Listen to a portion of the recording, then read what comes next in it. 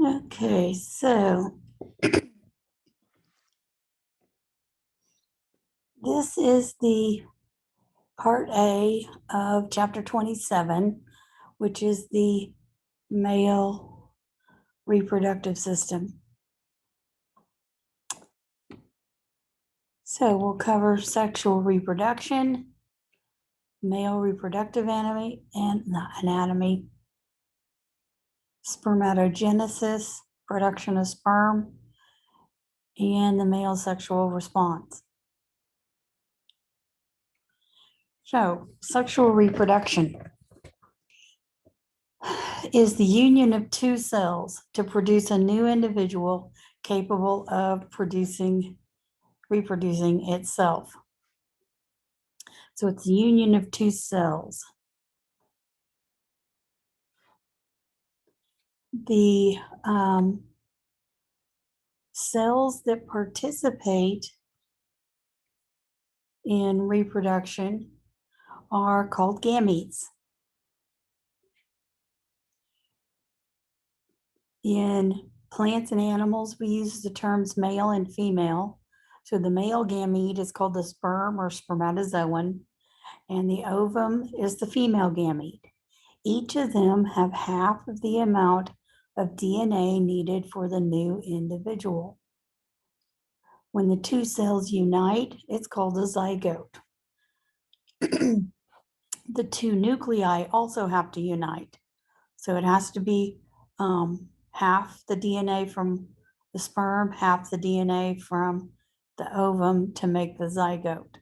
The zygote's the first new cell in the individual, and it's going to have the full amount of DNA. Now, we see down here sperm and an egg to get a female, and a sperm and an egg to get a male. And those are just two of the chromosomes. With each species has its own number of chromosomes or DNA molecules.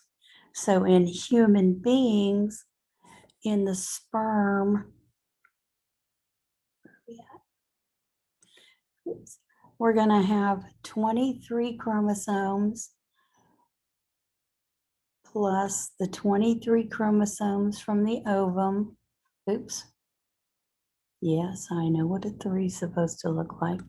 And that's supposed to equal 46, or we think of them as 23 pairs. So you get one half of a pair from dad and one half of a pair from mom. And if you don't like mom and dad, you can use sperm donor and egg donor. I don't care. Now, when we look at the Y chromosome versus the X chromosome, the Y chromosome is much smaller. It is getting smaller over generations in all species. Okay, so plants and animals, we use male and female.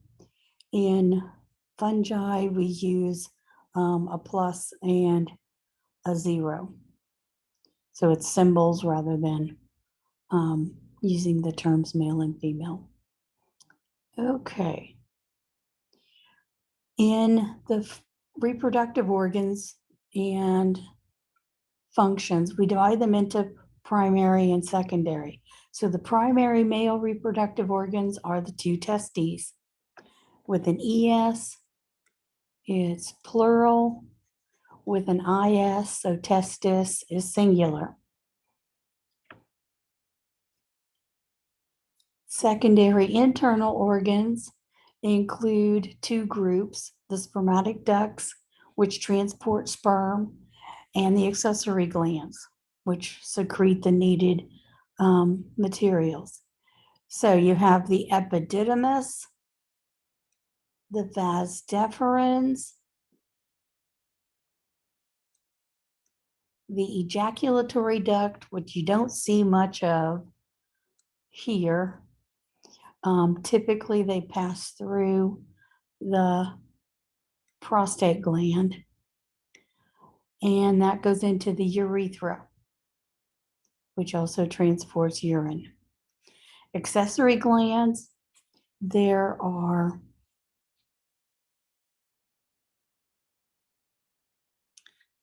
two seminal vesicles, one prostate gland, and two bulbourethral glands. The other organs are the secondary external organs, and that would be the penis and the scrotum. This is a better picture of the ejaculatory duct here, passing through the prostate gland.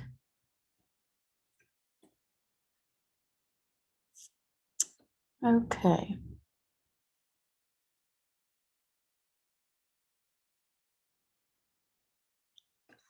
Functions are also divided into primary and secondary.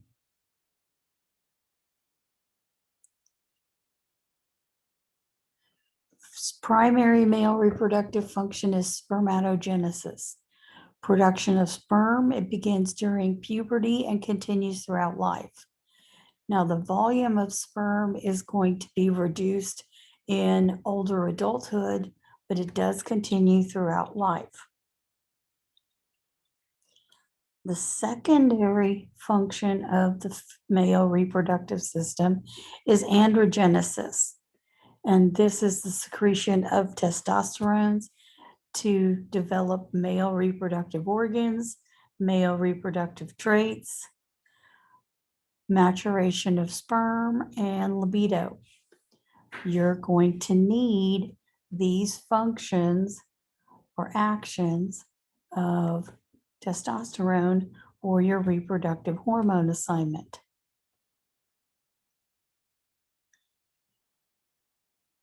Both of the primary and secondary functions happen in the testes.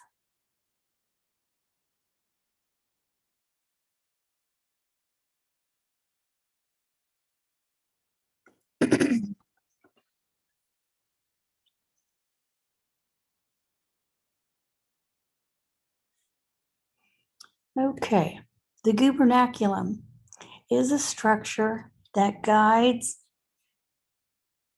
the testes out of the pelvic cavity into the scrotum. It begins at about the 3rd month of fetal development. You can see this long green structure. It's going to shorten over time. It's about half its length down here in this picture at about 8 months of fetal development. Again, the green column. And then is practically gone after a 1-month full-term pregnancy. If the pregnancy is shorter, that doesn't take less time, it's still going to take the same length of time. Okay. The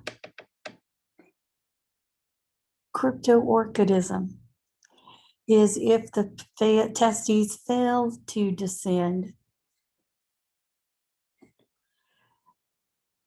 That has to be surgically corrected by about 1 year of age.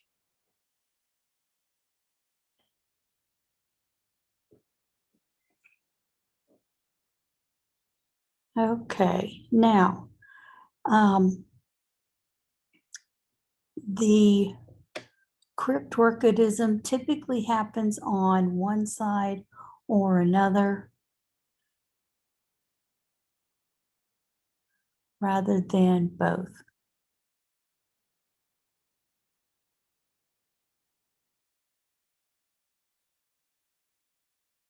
Okay. Another problem that may have to be corrected surgically is if this pocket of fluid doesn't drain. It's supposed to get reabsorbed. The pocket of fluid, if it doesn't get reabsorbed, it can compress the testes and prevent them from developing to the normal size. So with cryptorchidism, it prevents them from being kept at the correct temperature. With hydrocele, it limits the amount of size they have. So the surgical correction needs to be done before 1 year of age. They used to wait until they were like 5 or 6, thinking they needed to be older.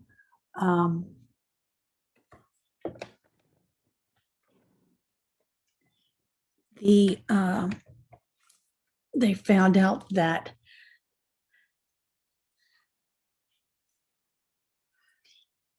it wasn't soon enough, and that it would cause sterility.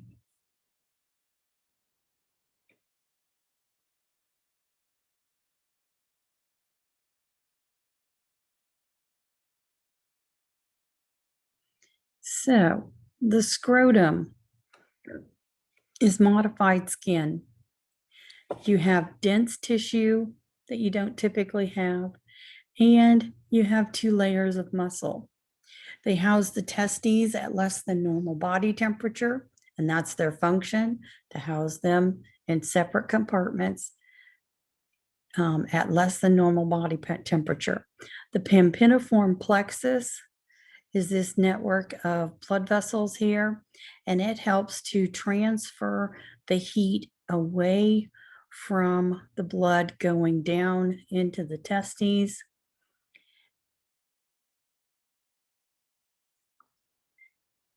We can also see that here. It drops the temperature about 2 degrees Celsius. The arteries are on the outside, and the veins are going to be receiving the blood, the heat, because the blood coming back from the testes is cooler than the blood arriving at the testes. And so just like the universe wants to evenly spread out concentration and pressure, it also wants to spread out the heat. So the 2 layers of muscle tissue. You have the dartos muscle, which is this layer, and that is smooth muscle tissue. It's going to contract because of the autonomic nervous system.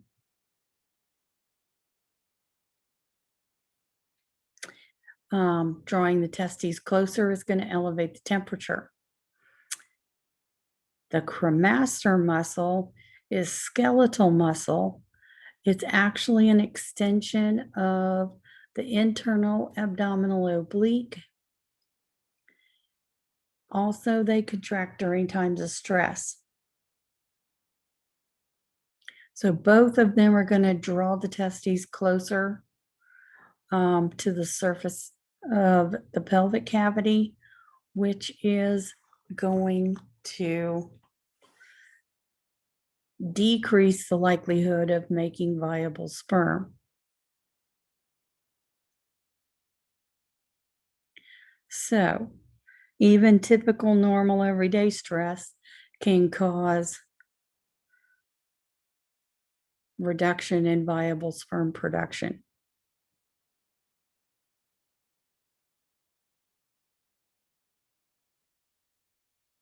Okay.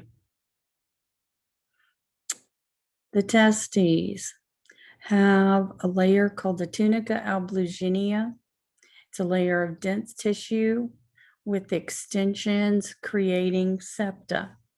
So here we can see the tunica albuginea, and you see the septa extending internally to divide the testis into smaller spaces.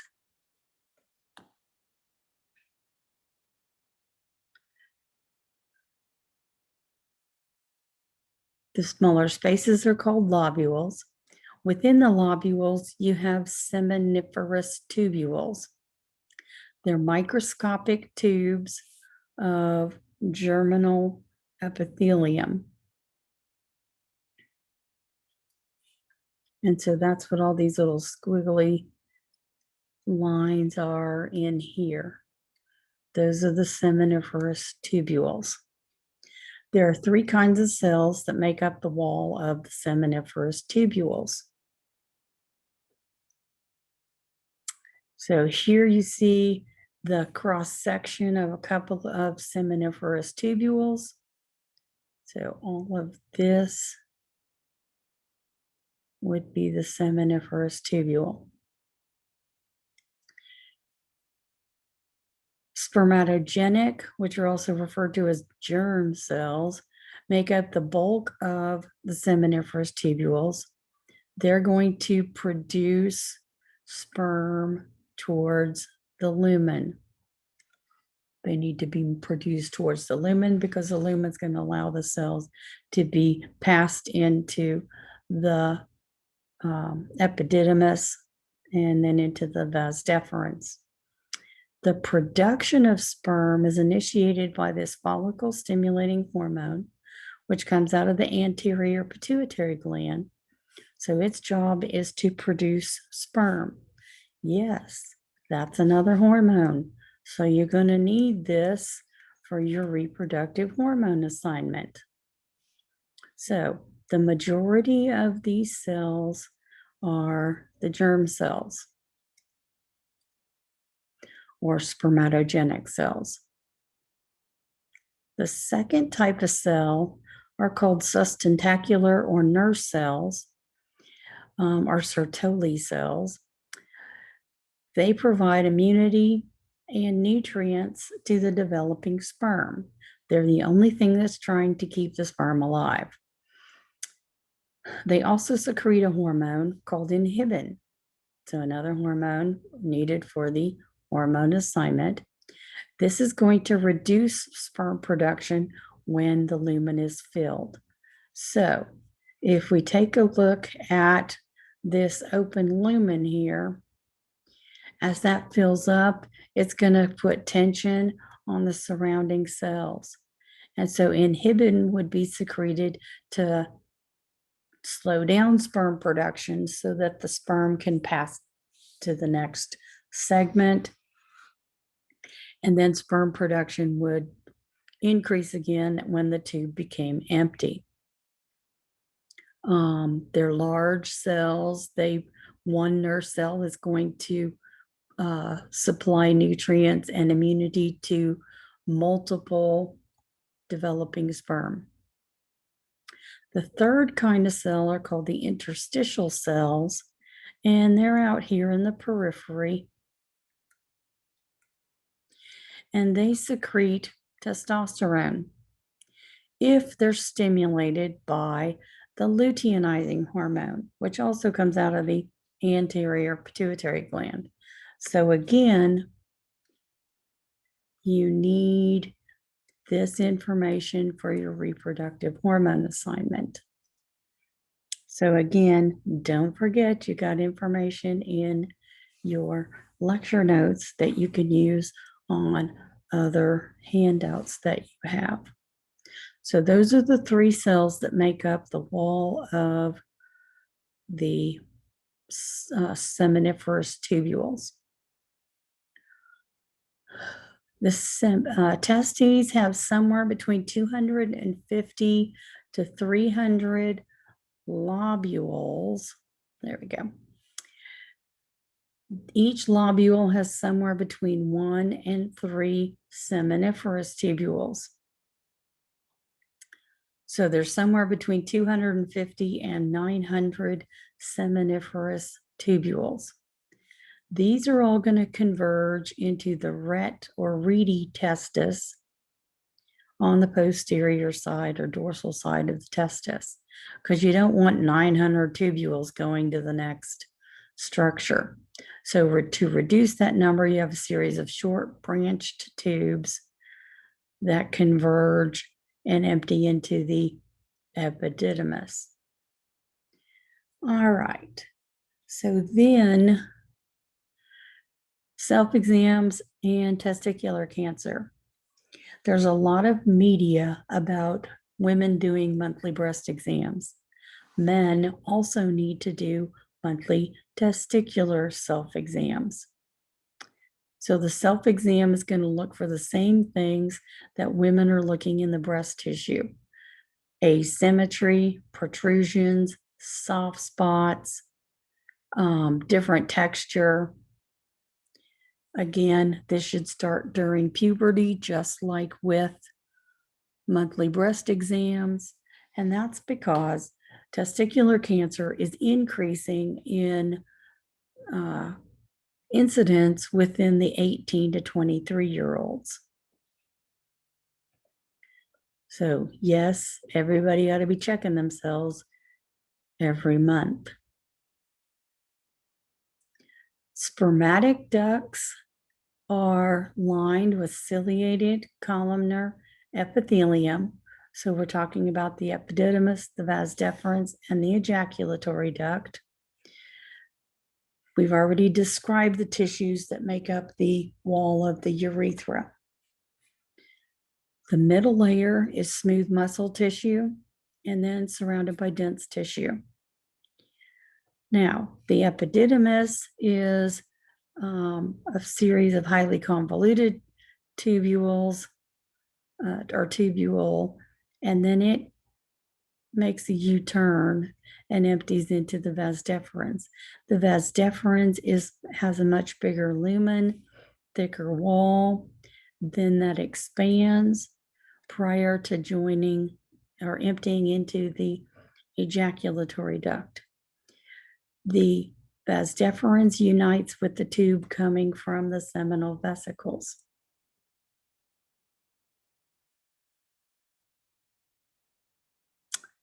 All right, so because of the smooth muscle tissue, you have peristalsis to propel sperm, and you have ciliary actions. So because of the ciliated columnar epithelium, the sperm may be able to move the tail prior to expulsion from the body, but they can't swim. So you have to have the tissues within the male reproductive tract to propel the sperm within that tract. Accessory glands. Seminal vesicles secrete an alkaline fluid rich in fructose, seminogelin, and prostaglandins. This accounts for about 60% of semen volume, and that's what you'll put in your lab. Prostate gland secretes a alkaline fluid rich in prostaglandins, which is about 30% of semen volume. Both of these have a layer of smooth muscle tissue which contracts and forces fluid into the ducts during emission.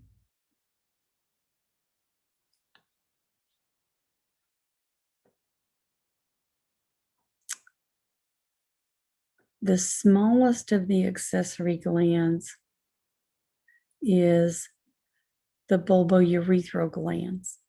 They secrete an alkaline mucus to neutralize the acidity of any urine left behind in the urethra.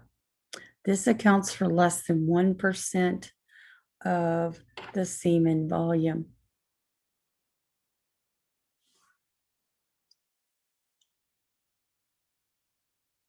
So their volume doesn't contribute, but it does help keep the sperm from being attacked and dissolved by the acids in the urine left behind in the urethra. So this is the end of part B for chapter 27 on the male reproductive system.